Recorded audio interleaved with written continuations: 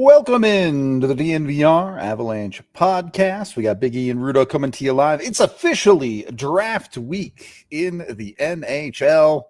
We're running late. The Avs might be running a little bit late on getting some trades done based on this weekend and today, as things are coming in fast and furious. We'll get into it. We'll talk about all the angles a little bit here. It's a lot of other things going on. NBA Finals just happened. I want to talk about that a little bit. Not really the basketball, but you'll see. We'll get there. Let's start off with the trades, though, or rather the news that has been coming in faster than I can keep up. Today alone, we saw Trevor Zegras get traded to the Philadelphia Flyers for a couple of picks and one player. We also saw Jeremy Swayman get moved, which really? I didn't even know. When did that happen? 2 minutes ago? Unless my phone lied to me, which is definitely possible. Really? I looked at it and I thought it looked fake, to be honest. So really? I haven't seen it. Like, I just, as you know, I read my stuff every, 30 minutes to make sure I'm not, I got those alerts. And yeah, I'm pretty sure it lied to me when I saw it. It said, so I'm making that up, but Jeremy Swayman maybe not get moved, but All right. There's a trade rumor that Jeremy Swayman could get moved to the Oilers. It's not official. No, I saw, yeah. Which, Oilers would be classic move of them to make the move they needed to make in goal 2 years after they lose 2 Stanley Cups. But we won't get into that. It's Zegras move today, obviously, and then over the weekend we saw.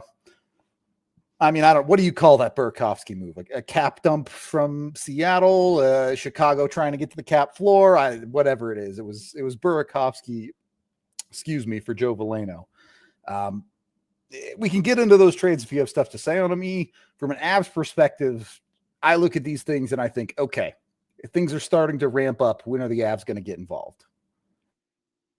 Yeah, there's 2 tiers, right? Or multiple tiers, but I put Burakovsky obviously in a different tier than Miles would, right? I put Marchment in that with Burakovsky, right? $4 to $5 million. What's Burakovsky at? He's give and take right around there, right? 5 something, yeah. Yeah. So they're, you know what I mean? So teams, remember, we've been talking about this for weeks, right? Guys that are in that tier 4 to 5.5, they're the ones that are going to get moved on teams. It's just the way it is, because they're excellent hockey players, but they're not superstars, right? And they're not like, lower end of the barrel, right? So that means that teams will want you. With that said, Miles falls into the other category below, right? But it's also some sort of domino effects, right?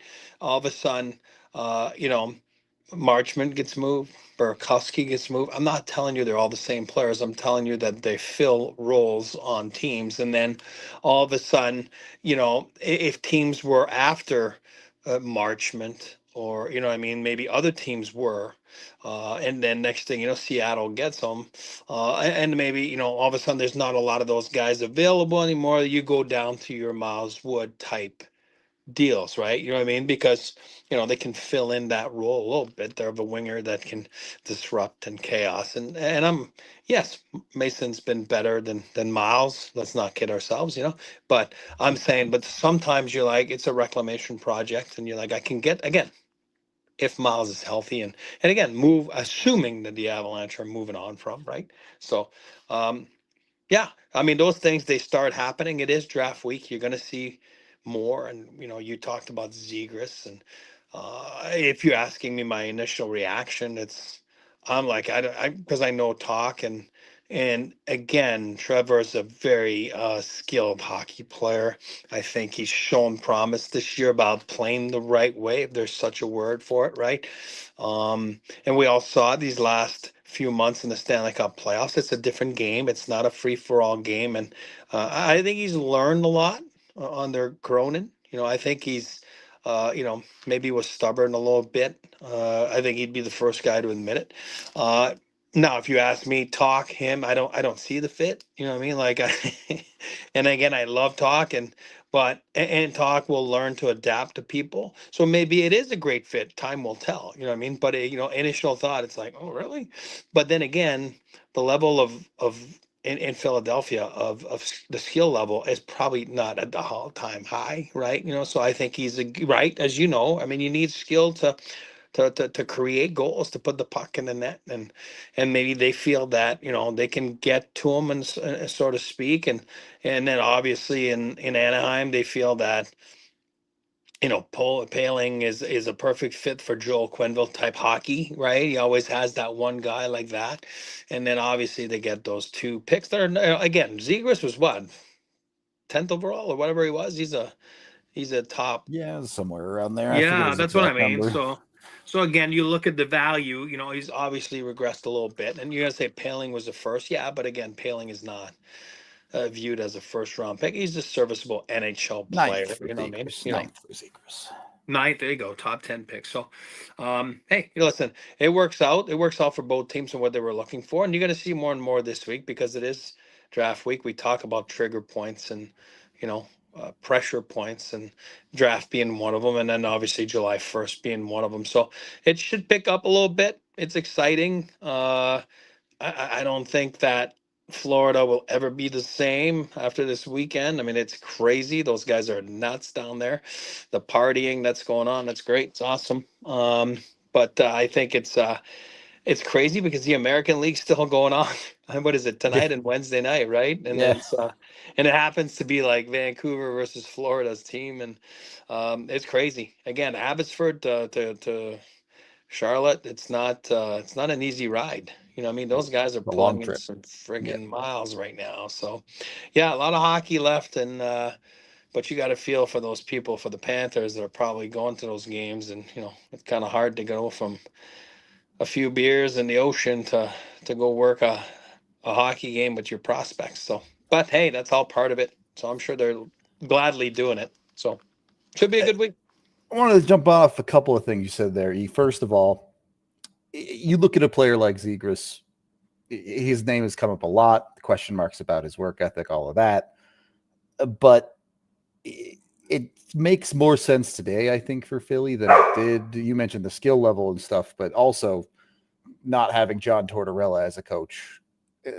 Let's be honest, Tortorella and Zegras, we're not going to see eye to eye. Everyone could have told you that, but with him gone now, maybe Philly feels like there's more opportunity there to add a high skill guy that maybe they can put next to Owen Tippett and turn him into a high level goal scorer or whatever you want to call it. You talk so much about fit. Fit isn't just player to player. It's player to team, player to coach, player to system. So I do think that did play a big factor in this deal. But the other side of it is Anaheim, also the team that they sent Cutter Gauthier to. Is Philly and Anaheim just one of those connections that we're starting to see in the league of teams that get deals done together? Yeah, it looks like it. I mean, and again, the side note too, Zegras is going to see his good buddy Drysdale, right? Those two were, remember, he was like, we do everything Yeah. together. We even pee together. So those guys are, I'm sure, ecstatic. And yeah, sometimes there's a comfort level, between Jonesy and Danny and Verbeek. And, it just stems from making that deal last year. And then all of a sudden the conversations flow well, and you trust each other, and you go about and you make the deal that's best for, obviously when you make a deal it's because you feel it's best for you and best for the player, and a lot of times it works for both sides, you know what I mean, which is great. I mean, that's what you're trying to accomplish. You're not lying to each other. So yeah, it feels like that. And you're talking about, like, Michkov being in Phil. I forgot about him. There's a good skill level there. Obviously, they're both going to do some Michigans there, both of them. And then, but yeah, all of a sudden, you can become a below average skill team. To all of a sudden you add a couple players, and then your skill level's going up, and then you surround them with some good workers, and like you just said, like the goal scorers like Tippett, and and the hard workers, and next thing you know, you have a better lineup than you've had. Uh, I feel that Anaheim is gonna be different. They're gonna be molded more like Joel kind of did. Remember when he, took over Chicago, and then obviously same thing in Florida. You know what I mean? You got to remember he's a big reason why Forsland's in Florida, right? Because of the influence of let's pick up Forsland. I had him in Chicago and in the minors, and so anyway, I do believe that in the summertime, there's a legit 15 teams that think they can win the Stanley Cup. There's a legit another 15 teams that are saying we're going to make the playoffs, and then there might be one or two that are like, oh, I think playoff is reached. But summertime's fun because everybody's 0-0, and everybody feels good about their teams and their lineups, and nobody's getting injured. You don't lose a guy in the lineup unless, knock on wood, they're working out and knocking on wood, but which does happen, and which Please no. stinks because it's Don't like, even put that out there. Yeah. are you serious? You know what I mean? So, but whatever. Should be an interesting summer for the Avs and for everybody. All right. I do want to get more into that topic, especially on the Avs, but Yep. also you've seen my hair. All right. Yes. Lot of hair missing, just like the price on our Die Hard membership. A lot of price reduction with the official Die Hard sale for Draft Day Live. By the way, we're going to be live all day for the draft. I know the Avs probably won't be doing anything at the draft besides maybe making some trades. But if you want to hang out, have a good time, and watch a bunch of teams pick a bunch of guys, we'll be live for that. And we'll make fun of Chicago when they make terrible picks. It'll be a fun time. And sign up for the great deal of becoming a diehard today. Gets a T-shirt of your choice and a bunch of other amazing perks, including discounts at the merch store and more. You can go read all of AJ's amazing pieces if you become a diehard today. We have our first break in a couple minutes here, but before we get in on that, let me ask it to you this way. At what point does it start to feel like the Colorado Avalanche are behind if they don't make a move? Is that draft day? Is that free agency day? At what point do you think the Avs have fallen behind the eight ball? Yeah, I mean, it's a fair question. It's a fair thought. But I'm always of the mindset that you can't force anything. You know what I mean? Because, and I know sometimes it feels like you're behind or you're falling behind, or, you know what I mean? Because I think you got to address your plan, and your plan is like a play in hockey. Like it's just never, it's never as smooth as you think it's going to be. Um, you don't have kids. I mean, I have kids, and it's like same thing with pregnancy. It's like, oh, we're going to plan it this way. Next thing you know, it's like everything goes out the window, and it's just not how it works. So I think that you have to stick to your boundaries, that what you set up. And yeah, it's easy sometimes to fall into the trap. Like we'll see July 1st there, and that's again, I'm using your line. That's where most mistakes are made in hockey, right? It's July 1st, right? You know what I mean? So it's like, even though you're telling yourself, please don't do it. I've had GMs tell me, please, please, please duct tape me. If you hear me come in the room and say, okay, we're trading our first, duct tape me, throw me in the closet, don't let me do it. And then you end up doing it, right? I mean, I'm just saying, that's what those pressure points end up. So I think the more you've been around, and the more you have people around you, which the Avs do. Joe's been around, C-Mac's been around, Kevin McDonald's been around, guys have been around. So you can't fall into the temptation of we're falling behind. You know what I mean? Like, because at the end of the day, you'll make a mistake. You know what I mean? So I think you have to set boundaries on what you're trying to do, and sometimes you just gotta tell yourself, I'm not going over that boundary, and it is what it is, because I'm happy at status quo. I'm happy with this, or I'm happy with that, and at least if we have to fix this part, then again, they're gonna lay it out, A B C D, right, of what they're trying to fix. And then sometimes, it's a home run because you fix ABCD. And it takes you all summer. It takes you through training camp. It takes you through waivers after camp. It takes you through everything. But there's no time, I believe, for me. And then sometimes it just is what it is, and you just got to go with the flow. Fair enough.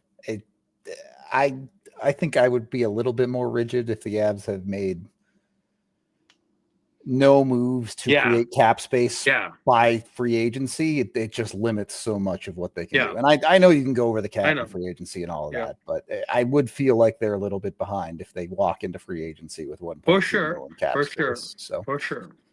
But look, we'll see how it all plays out over the next 8 days, I guess, until July 1st. We do need to take our first break of the show today, so let's make sure we're jumping over and taking care of that business, as we are brought to you by Empire Today. The same way the Avs need to give themselves a little bit of space with their cap, you might need to set up your floors in your space. So jump in with Empire Today.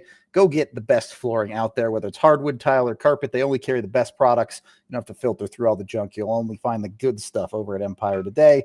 They're flooring professionals. They focus on flooring every single day. It's what they do. They have the flooring experts, and they can give it to you however you need it when it comes to the flooring, whether it's online. You can measure out your space and see what the floors look like. They can come into your home, and with a free in-home estimate, they can show you floor swatches. You can see what it looks like with your furniture. Of course, you can always call the phone number too, or you can go to empiretoday.com/DNVR and get $350 off your new floors with code DNVR today. Again, schedule that free in-home estimate because some things are just better at home. Get that $350 discount with code promo DNVR. And you can see more details at empiretoday.com/DNVR, or of course, you can always call 1-800-588-2300 Empire. Once you've got your floors, make sure you're also taking care of your smells. That's where Mando comes into play. Jump in with Mando today. Make sure you get yourself smelling right in all of the body parts that are more interesting, let's say, like the pits, the belly buttons, the balls, the butt cracks, the grundles. That's where Mando makes sure you're smelling great. Bunch of different amazing flavors. But all right, don't eat Mando's products. They're not that good, but they will make you smell good. Bunch of amazing scents. Bourbon leather, Clover Woods, Mount Fuji, and Pro Sport. All smell great. You can get their starter pack today, and when you do, you can get $5 off that starter pack with code DNVR. Starter pack comes with 4 different products, including both cream and tube deodorant, as well as 2 more products of your choice. They've got whole body deodorants that are safe to use anywhere on your body, created by a doctor who saw firsthand how normal BO was being misdiagnosed and mistreated. So jump in with that starter pack today. Again, you can get $5 off with code DNVR at shopmando.com. That's shopmando.com. Use the DNVR code. Let them know we sent you over there so you can smell fresher, stay drier, and boost your confidence from head to toe with Mando. Second period of the DNVR Avalanche podcast. I know everyone's excited about the moves the Avs are going to make that are going to directly reflect changes on their roster.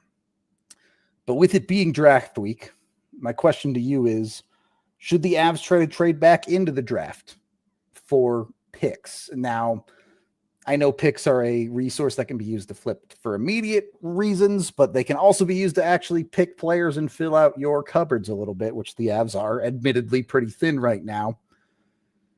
Can the Avs do that? Can they look to trade back into the first 2 rounds somewhere to try and help fill out those cupboards, or do they just not have the room to do that while they're trying to create their roster and win now?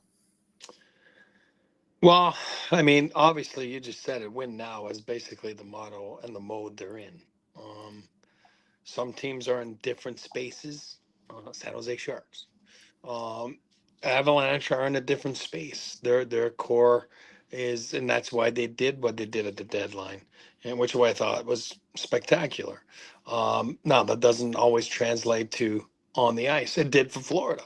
You know what I mean? The Jones trade, the Marchand trade, you know what I mean? Like it worked for them. For the Avalanche, it didn't work because you can't say you lost in the first round and a lot of what coulda, woulda, shoulda. And at the end of the day, they just didn't win the series. So I do believe that they're in the same mode. For me, I would create some space. Obviously, we talked about it. We all know the names to go get a first, second, whatever it is that you're going to go get. Um, uh, and then flip that first and foremost, because I'm in win mode now, um, to help your roster. You know what I mean? And that's what I would do. And sometimes you do it and then the second part doesn't, which would be fine because then you just said it. They don't have the cupboards really full. They're empty. I can't say really full. They're empty for all the reasons. And by the way, Florida's is empty too, and they're empty for years. But they got Stanley Cups to show for, right? It kind of stings more when you don't have the cups to show for, but you sure swung. But for me, I would still keep doing it, mix a little bit of the ingredients by going to get real players and not draft picks. I know people are going to say, "Oh, but that's how you win. You build from within." No, no, no. We all know that the Avs build from within, and with Makar and Landy and Nate, and But at some point, it's not whoever has the most draft picks; it's who has the most cups, and Florida's really grasping this. And with the Avalanche, I do flip it, and I get a roster player. If I don't, it's not the end of the world, because my cap, it gives me more room, and then I'm filling up a little bit the cupboard, which is empty. You know what I mean? And maybe you need it later on down, by the trade deadline, right? You know what I mean? So I think that I do believe that's the path they're going to take. Um, Easier said than done sometimes, but I do believe that the assets the Avalanche have are assets that are easily movable for what I just talked about. Okay. I look, do I think the Avs should trade into the draft to pick somebody? Probably not. I don't think they realistically need to or have the assets to do that and also be where they want to be in their lineup. So I don't really expect that to happen. But what I will say is on the other side, when you're trying to win now, understand what you're trying to win now. You're trying to win the Stanley Cup. You're not trying to beat Dallas. And yes, you have to beat Dallas to win the Stanley Cup. Like every year we see a team who said, "Oh, well, we made our organization to beat this team, this specific team." And sometimes you're Toronto and you can't even beat them anyway. But other times you beat that team and then what? You run into the Oilers, you run into Florida, and guess what? You still lose. You beat that team you wanted to beat, but you did not do the thing you were trying to do.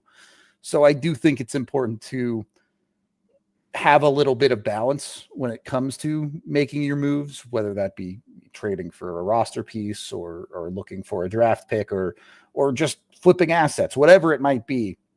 There does have to be a little bit of a balance there, and the Avs are certainly thin on the draft pick side of that. Now, I think if the Avs are trading for draft picks, it should likely be for picks that you can flip into something else rather than picking a guy that might not impact your roster for 2, 3, 4, 5 years. But just keep in mind, you have to strike a little bit of a balance when it comes to that. The other side of the scene, and I know you were on the pro scouting side, but I think the conversation about value of a draft pick is becoming pretty interesting in the NHL. And I'm sure everyone saw the tweet floating around the other day. In the NHL this past season, the 2024-25 season, most of the league was made up of first rounders, then second rounders, and then undrafted players. So if you're drafted in the third round or later, you're less likely to make the NHL than an undrafted player is. One, that on its own is pretty interesting, but two, how does an organization take that information in and how does it adjust their strategy as a whole and their draft strategy? Yeah, I think you can't be afraid to trade picks. You know what I mean? You can't be afraid to be afraid. You know what I mean? Because it doesn't work. I think the trend's going to keep going now with the CHL guys able to go into the college hockey ranks. And you got to remember, the draft is all based on projection, and it just is. And sometimes you take swings, and sometimes you bigger swings or shorter swings. And usually from third to seventh, like, the difference between one of those guys or a non-drafted guys is really nothing. And they're 18 years old. And when, for example, they get out of college, they could be 24 years old. You're a different player. You're a different person. You're a different athlete.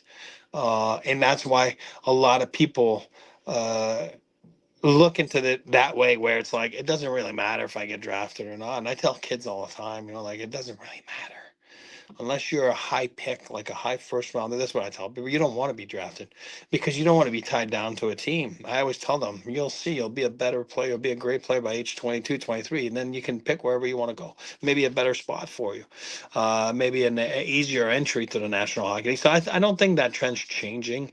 So I think you have to figure it out as a team that, yeah, third round pick, fourth round pick. I mean, what are the odds, right? The odds aren't that big, you know what I mean? And you have to hit on the Malinskis of the world, and you know what I mean, because those are guys that are undrafted, and who knows with whoever they, Cooper Gay or even Poland, they just signed again, right? Steinberg was a draft pick, obviously kind of like a UFA because he kind of went through past his senior year, but you have to hit on some of those guys, and sometimes it's easier because, like I said, what you value, what you have in that player, because they're now 23, 24 years old. Where at 18, it is a crapshoot.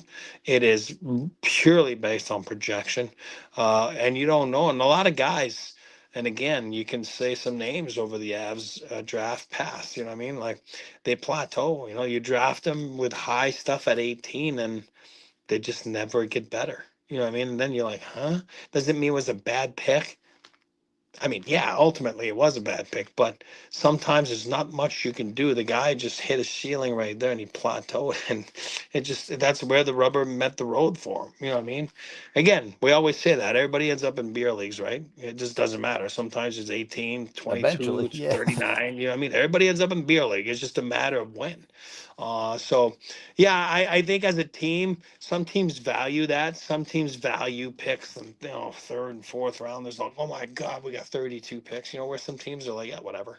I don't care. I'll go find a college kid there. You know what I mean? And I do believe it's important. And that's why you can't just discard college free agents scouting. I think it's important. I think the Avs, are you talking about like 10, 12 years ago, we lacked a little bit. We weren't really taking it seriously. And then all of a sudden, it's a big, it's a big bullet in your gun. Like it is. Like, you know what I mean? And I think you have to utilize it, and you have to strike when needed. And I think it does change a little bit your thought process, like you were asking on the original question. Like, does it make you think differently? I believe it does. Because if you feel that you can go and get guys for free anyway, so might as well use those assets to help you get a player, because some teams are pick hungry. I'm not going to lie to you. I mean, they are Yeah, pick for hungry, sure. and they think it's like the greatest thing in the world. I was listening to the radio this morning. Somebody said that. It goes, you win the Stanley Cup. You don't win because you have the most picks. Like, at the end of the day, the goal is to win the cup, and I True. understand picks help you, I get that. But if your mentality is, oh, I just want to get picks, then boy, oh boy, you're not going to win much. I would say the other side of that, you mentioned the college scouting side of it, but it also comes to those older European players too. Yeah, You look at the exactly. Avs 22 Cup roster. Pavel Francouz is your Yeah. backup goalie. Great example. There are a lot of avenues to undrafted players in the NHL when it comes to that. I'm not going to sit here and pretend like every undrafted player is wildly successful, much like a late round pick. Most of those guys aren't going to work out. Most of those guys aren't going to really have NHL careers. But if you can find those guys, if you as an organization can be successful in that area, it's no different than a team being successful with late round picks, right? You look at a team like Tampa who's found success with consistently hitting 5th, 6th, 7th rounders and turning them into NHL players. The Avs have consistently been able to find success with undrafted free agents, whether that be 24-year-old college guys or 27-year-old European guys, whatever it might be. And I think a lot of what the Avs have learned over the past, let's just call it this decade, since 2020, I think the Avs have learned how to lean into their strengths, and that finding college free agents, finding European free agents has certainly been one of their strengths. So, And then you need a little luck too. Of Like course, you of said, the course. Avs, Francouz is a great example because you have a great backup for a few years. He wins a cup, awesome. And then look no further than the Florida Panthers. You have a waiver pickup in Forsling that gets top 5 Norris Trophy votes. I mean, are you kidding me? I don't think they thought he'd win the Norris when they picked him on waivers. They'd be lying to Probably you. not. But and then we had Brian Decor last summer. Remember on a number one goalie in Utah, right? Phoenix back then, Velmecca, whatever. I butcher his name all the time, but I'm just saying, it's a free signing. It's a Yep. free pick. Like you didn't have to develop him, and that's your number one guy. Whether you like him or not, he's still your number one guy. So I mean, there's a lot of work to be done, and you have to hit on 2, 3, 4 of those because it will help you build your roster. Well, let's hit our second break here and then we can continue the conversation. Look, when it comes to draft picks, like you said, you got to get a little bit lucky, but you also need all that scouting to give you confidence in your pick. That's kind of like what the Hall of Fame app does for you when it comes to parlays. They'll do the scouting for you. We've all been there. We've all had the parlay that's almost hit. It's one leg away, and then something dumb happens and you miss your bet. The Hall of Fame app makes sure that happens less. It's still gambling. You're still going to lose some, but what the Hall of Fame app does is it gives you a full analytics engine that gives you advanced stats, historical data, and powerful tools to help you bet smarter. The app is built for everyday sports fans, so it's easy and intuitive to use. You'll get an idea of your parlay's chances to hit and identify weak legs so you can weed them out before you place them. Whatever you're betting on, MLB, NBA, NFL, NHL, college sports, you name it, the app gives you beautiful charts, clean visuals, and real insight, and not hype. This isn't just your buddy's group chat full of hot takes. This is actual real data. They believe anything the books know, you should know too, because parlays don't have to be dumb bets. With the Hall of Fame app, they aren't. They've got a 4.9 rating in the App Store and over 6,000 five-star reviews. So it's safe to say the Hall of Fame app has already helped a lot of people bet smarter. Best part is, once you've built your parlay, you can send it straight to your sportsbook with one click. No manual entry, no wasted time. The Hall of Fame app syncs automatically with most major sportsbooks like DraftKings and FanDuel. Jump in for a limited time only. Our listeners not only get a 7-day free trial, but also get 50% off their first month when they use code DNVR at checkout. Just download the Hall of Fame app on iOS or Android and visit hofbets.com. Enter code DNVR and you're all set.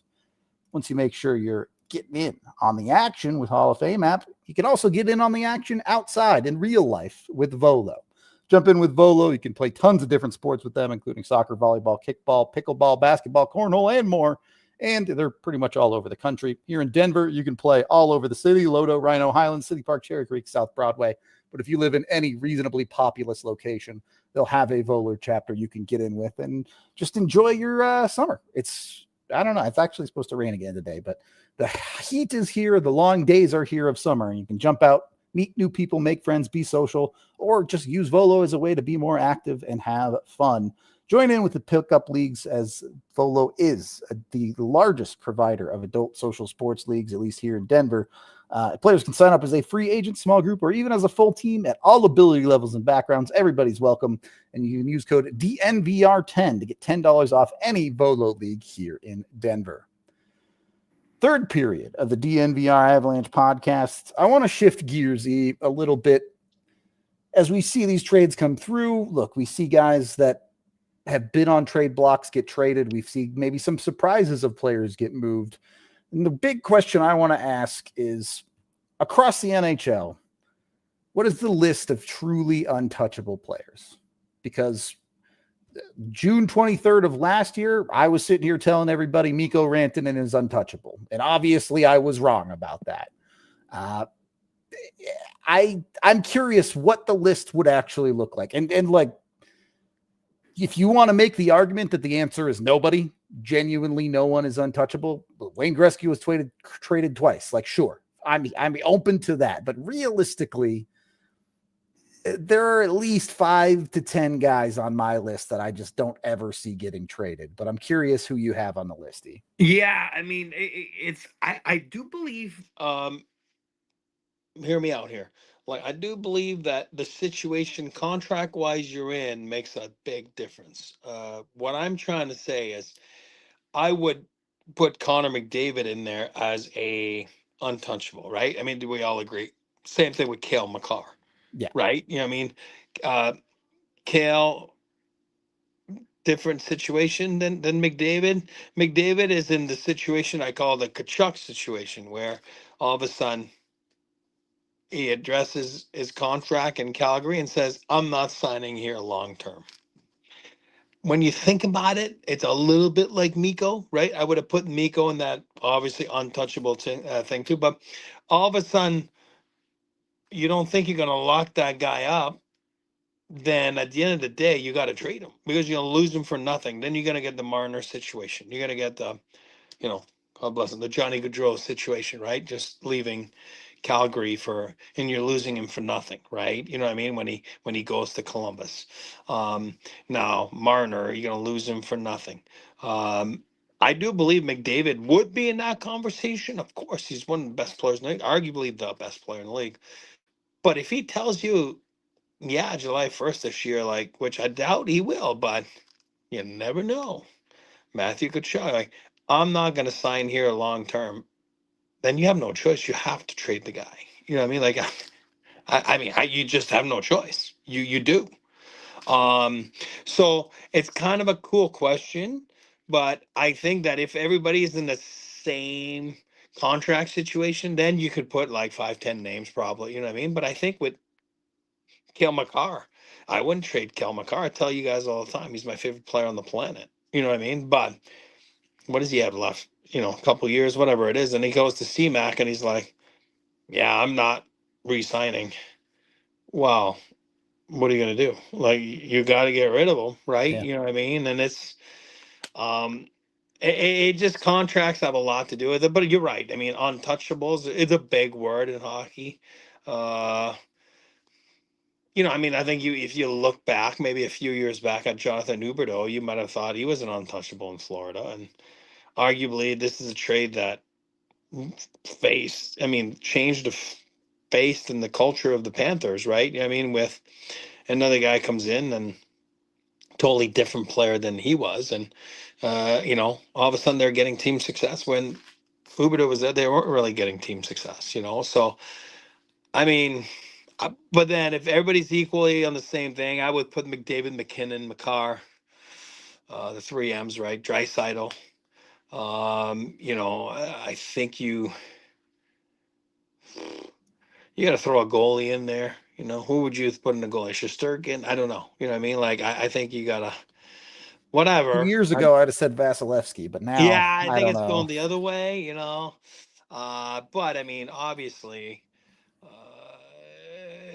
now you got the up and comers, right? Celebrini, you got, Lane Hudson. I mean, I don't know. I'm just saying, where do you draw the line? But I think the list is pretty thin because, Kucherov, yeah, probably. Cooch has got to be there, right? I mean, this guy gets 100 assists every year. Like, are we serious? Or, you know what I mean? So it's, I think contracts will make you get traded. But if contracts didn't exist, I mean, that's the list of guys. I would Yeah. limit it to, maybe like an all-star team, right? Like of 3 forwards, 2 Ds, and a goalie. You know what I mean? That everything mentally, that's how I would break it up.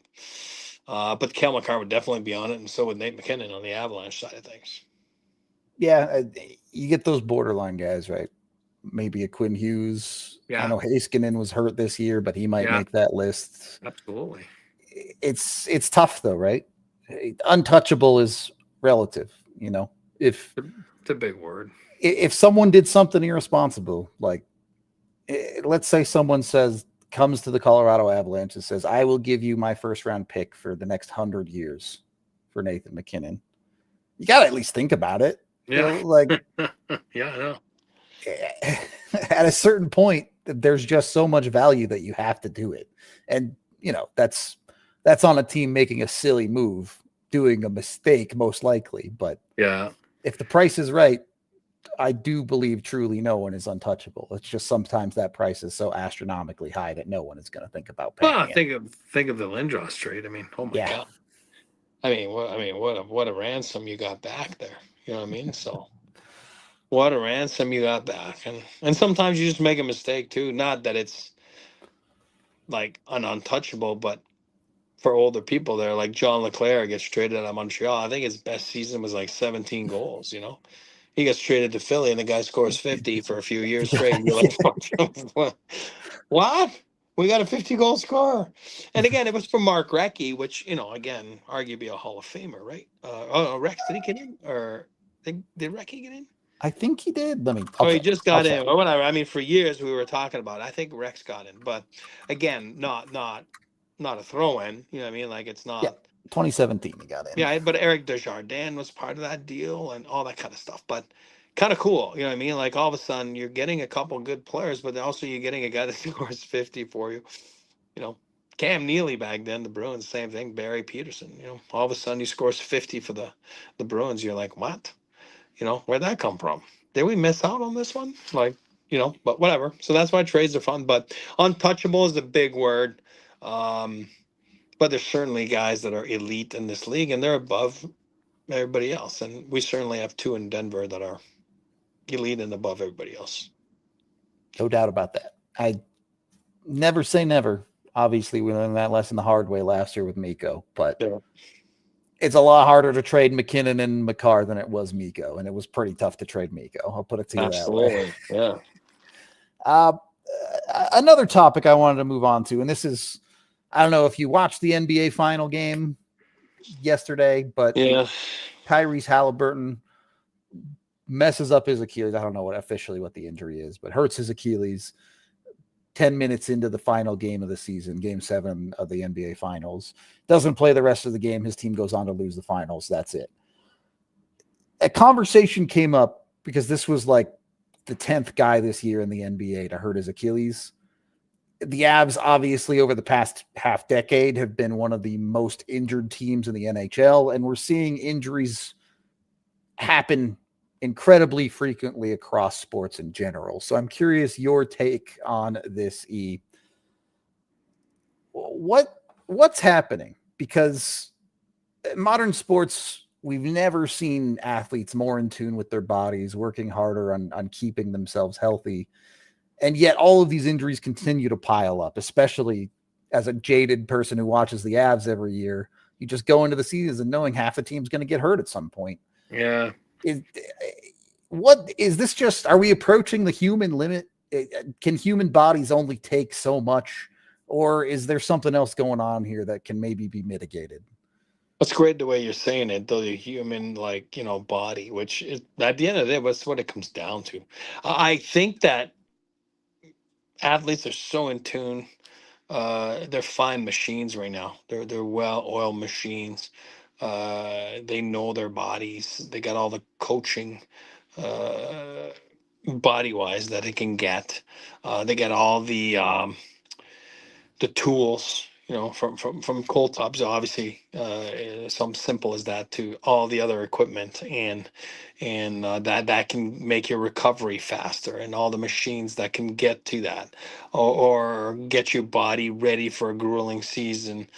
So different than back then. What that does is that the athlete is better, they're faster, they're stronger. So when you're talking about a physical game, like hockey, for example, the athletes are better, faster, stronger. It's faster at the end of the day. Then so is the game. Therefore, something's got to give at times. You know what I mean? And the body gives. Back then, you maybe we're out longer periods of time. Now with the treatment and the knowledge, and you know what I mean, like you can be back in 3-4 months instead of being out for 12 months. There's also the knowledge that's a big difference. Like back then, we had no idea we were concussed. We were might get on the wrong team bus, you know what I mean, with a Diet Coke and an Advil. But you know what I mean, like at least now there's, we know, and the research on concussions, and take your time, and where all of a sudden then they miss more time, where back then we didn't, and again, we weren't more brave, we just had no idea, right? We weren't educated on the process of what was going on. So there's a little bit of everything. As far as the NBA guy last night, you feel bad, Halliburton. It's like you could tell he's in pain. You can tell right away this is not like a stinger like we get in hockey, because you block the shot and then you're gonna walk it off and you'll be fine in 5 minutes. Like you could tell, like Well, there goes their hopes, right? Because again, I'm not a basketball guy, but that's the best player, right? You know what I mean? So it's like, oh, they're not winning that game now, right? And then you feel bad for them because it's like you're hopeless. You feel bad for a player. I do believe, and I've said it for years, I don't think it's changing. I don't think it will change. First of all, because salaries are going up, they're not going down. Ticket prices are going up, they're not going down. The number of games is too much. You know what I mean? It just is too much. I feel baseball is crazy, but it's another sport I don't know. But man, oh man, that is a crazy amount of games they play. I do believe the NHL is 20 games too long. It's so hard. You're cramping everything in. The traveling. Yes, you travel so much better and back then with the commercial flights and everything good, but your body gets beat up on. It gets dehydrated. It gets the mileage that it does. You know, the traveling is crazy. And then same thing in the NBA, even though it's not a physical game, it is somehow physical. But I'm saying like it's not a body contact sport like football. Thank God football is only 17 games. I mean, are you kidding me? And then like, you know, you see the list of injuries for those dudes. I mean, it's crazy. But and they get a week to recover, thank God, sometimes a shorter week, but us in hockey, sometimes it's 24 hours and it's like you physically just can't go the next day. It's impossible. But I think it's just too many games, and I think the schedules are too tough. But it's never going to change. So I'm talking to no one. I'm just talking to you, telling you my opinion. But and I don't understand how you make it work because without the gate revenue, without this, without that, then how the salaries are going to go down, right? So they would never agree to that. So it is what it is, and I think that's where you're at. But you're right, technology plays a big role, but the athlete is so much better and so much stronger and so much, which makes it harmful for injuries as well. You know what I mean? Even though they can take care, like not get injured as much, but the guy you're running into is a machine too. So maybe two machines, all of a sudden something breaks, right? So that's my take on that. But you felt bad for the dude last night because it's like God. And then the Avalanche, we felt bad so much the last few years. I mean, we have the best example in Gabe Landeskog, right? You know what I mean? For feeling bad about an injury. And again, he turned into a joke there with Kale and his son reminding him every day, but that's a different story. Yeah, the Landeskog one is not the type of injury that you're talking about. Hey, maybe we can do something about. That's a No, freak. no, That's a yeah. freak thing No, that yeah. unfortunately is going to happen every so often, but Yeah. not a whole lot you can do there. No. It just is frustrating, and like I get it too. It's hard for me to even knock it because part of the incredibleness of sports is that they're unbelievable athletes that push the body to those levels, and that's what makes them so great. And there are unfortunately consequences to that too. But you just wish everyone could stay healthy all of the time. It's tough, and like you said, and the money aspect of it is unfortunate. And I think most fans would probably prefer shorter seasons, higher quality of games, less injuries, all of that stuff. But the money says no on that front. So out of our control to a certain extent, unfortunately. Hopefully, at least in the Avs case, we can have a little bit less of an injury-riddled season than we did. The absolute absurdity that was the last year for the Avs. Yeah. I don't believe in karma or anything like that, but it sure feels like the Avs are due for a reasonably healthy season. Boy, that'd be nice. Be nice for the fans, for the players, for the front office, for everybody involved. Oh my God. It'd be nice. It would be. It would be. Makes things easier to maneuver. About 10 minutes left on the show. I want to ask you a question here. Were you at your draft? Yes. And that's why I'm so mad that it got changed a little bit. And you're gonna say, well, but still they're gonna have what is it, the 60 or is it 90 players there? Whatever The it top is, right? 100 or something. Yeah, I forget exactly what the number is. And again, imagine if you slide, it's the worst feeling in the world. Yeah. Even worse that way, but whatever. I do believe this is a one and done, right? From what you've heard, we've heard everyone. I like the old style. I think it's important. I think it's important for families, for grandparents, for family, uncles, cousins, teammates, if you choose to go. I've always said that, like, if you feel that you're not going to get drafted or you're borderline not to get drafted, you got to go in there with a different mindset. Um, and if you're not sure about your reaction, then don't show up, because the again, it can fuel you if you're disappointed you didn't get drafted, but sometimes it's a costly thing to go all the way. My draft was in Vancouver. I'm from Montreal.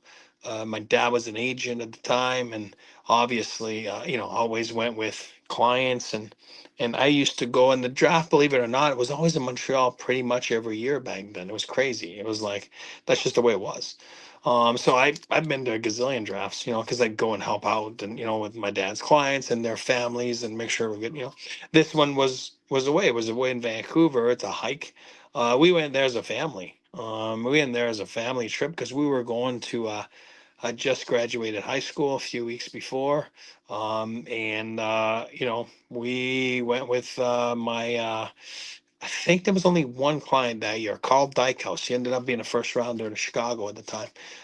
But so we ended up going with his family, and we flew to Vancouver. We were all going as a family because we were going to LA for a week. That was my graduation trip, and my dad was taking a week off, and we were going to LA and the land of movies. And what I mean, I'd never been out that way, and I thought it was gonna, it was the greatest trip with my brother. And so we just made a pit stop in Vancouver, and this is the God's honest truth. Like, on the plane ride, which is a long ride to Vancouver, hockey news back then was all. I remember, there was no social media. It was just a newspaper, and then it would tell you the rankings of Central Scouting, and then Diker just, he looked at me on the plane. He's like, "Hey, is that you?" And I was ranked in like the whatever it was, seventh round or whatever. I'm like, "Sure is."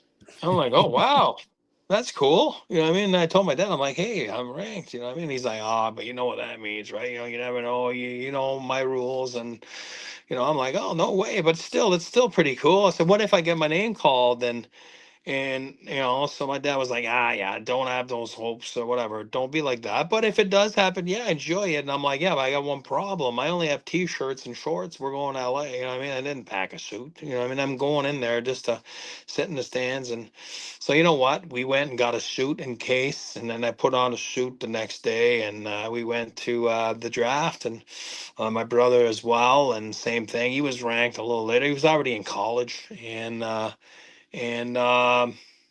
my high school roommate too, at in prep school, he same thing. We all went and got suits just in case. And then it's the funniest thing because the we were at the BC Place, which is the football stadium that year. I don't know why it wasn't at the Vancouver rink, but it was downtown back then. The rink wasn't downtown. GM, whatever the where they play now wasn't built, and so we were at BC Place, a big football stadium. And then on the seventh round, and all of a sudden they go, New York Islanders select from Governor Dummer Academy. But my buddy and I, we were the two best players, I mean, in our minds, I mean, from our team.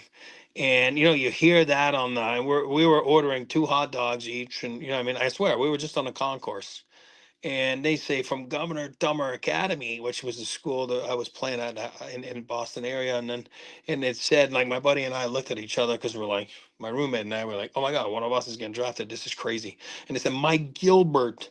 And then we looked at each other like, "What? Gilly?" And oh my God, one of our great buddies. And we were dying. So we ran to the payphone. That's how old I am. We ran to the payphone, and then we called Gilly, and we're like, "Gilly, you just got drafted." He's like, "Oh, shut up, boy, shut up." You know what I mean? And we're like, "No, Gilly, you got drafted." He was panicking. He was like, "No way." And then at the same time, as you know, it goes quick, those picks, it's not the first round. And actually, the 1990 draft is one of the most successful drafts in the history of the NHL. I mean, it's amazing the amount of games played, on that 21 team draft that we had. But anyway, and then the next pick from Toronto Maple Leafs select from Governor Dummer Academy. I'm like, no way. No, it's really one of us, And then it was my name. And I'm like, I'm on the third concourse, whatever it is in that BC. I got 2 hot dogs.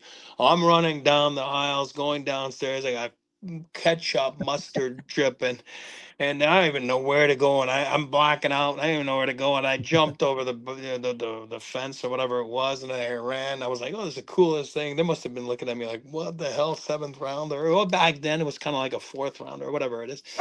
21 teams, whatever that equals to. But I was so pumped, and I do believe it's so fun because those are the moments. It's cool to be there. Then again, I got some childhood buddies that you know went to the draft Well, that I year mean, from Montreal that never heard their name, and that is it's tough. crushing. I mean, And but I think it should be there for teams. I think all the teams and all the well, staff members should be there. that's It's what I want bull to get crap. into. I want to Yes. get into that, because we have a picture of you in your element here on the draft floor Oh telling Joe boy. Sakic how to do the job right there. That's a bad belly shot right there. But whatever. Joe's like, buddy, hit the gym with me, But yeah, that is at the But draft, obviously. but But that yeah, that won't exist. You won't be able to. I mean, actually, that might exist because you're on for the same team, but you yeah, won't be able to walk over to another team's table and try to get a yeah, trade deal done yeah. at this year's draft. So I guess my question for you is, how much harder is it going to be when we talk about the Avs trying to make a move at this draft? I do Because believe it's hard. You're yeah, right. You're bang on. It's an element that some people are in their element. My dad, obviously took over the Nordiques. The draft was a couple weeks later, and he swings a big draft deal, right? He trades away Matt Sundin, and they go get Sylvain Lefebvre, Wendell Clark, whatever, all that stuff. And it's like, right, and you live because it's your elements, the moment, and it's the presence, the stage, right? And so different this year because of it's the phones, you know what I mean? And it's kind of like, like NFL, which I'm so not used to that. I'm used to being on the floor, walking over to the table, the bat phone on the table ringing, looking at the families in the stands, the whole staff around at the table together with, the pick that comes over. It's so different. I don't like this format this weekend. I really don't. I was against it, as you know. You were against it. I'm disappointed. Then again, they will make it work, but I do believe they'll get back. As you know, they haven't announced it, but everyone, it's the worst kept secret that it's going to get back to normal. And I think it was just such a different feel, and it's such a great event for everyone involved. From the league's perspective as well, you're there with all the teams are there, and it's like, when else do you have that? Never. You never had that.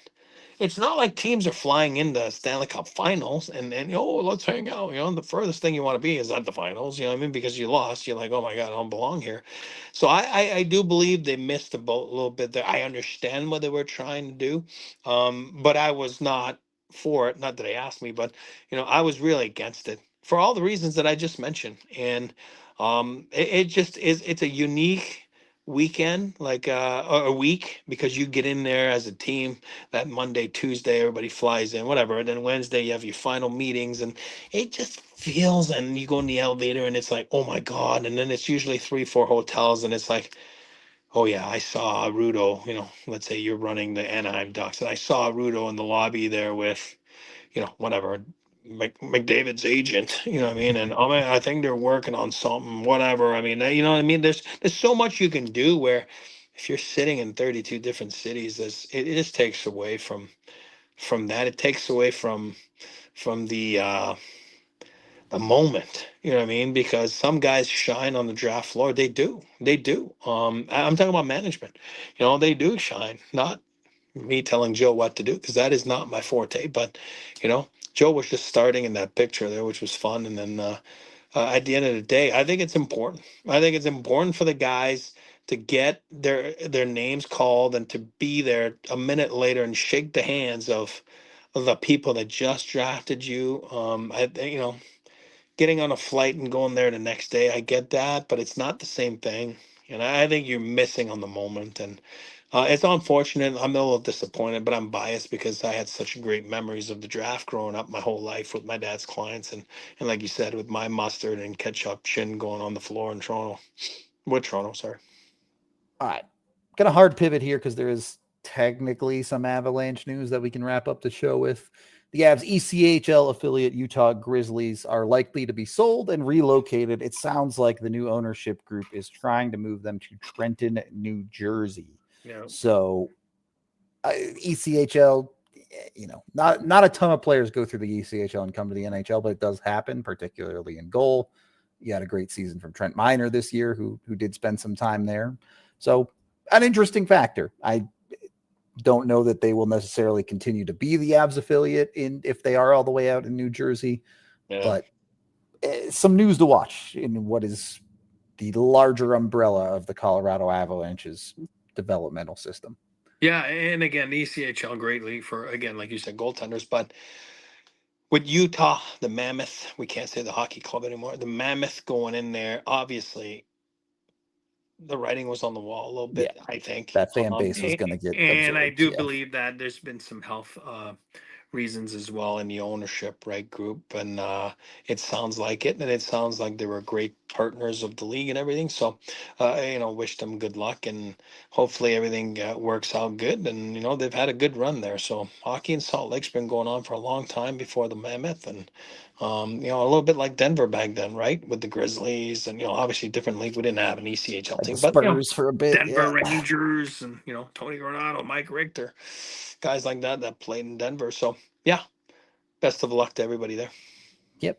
We'll leave it on that note. It is again draft week, so we'll probably have some level of draft coverage coming up this week, even if it won't be the Avs making these picks. But we appreciate everybody hanging out today. We're out of here. This has been the DNVR Avalanche Podcast, and we will talk to you probably tomorrow. We all silly like the mayor.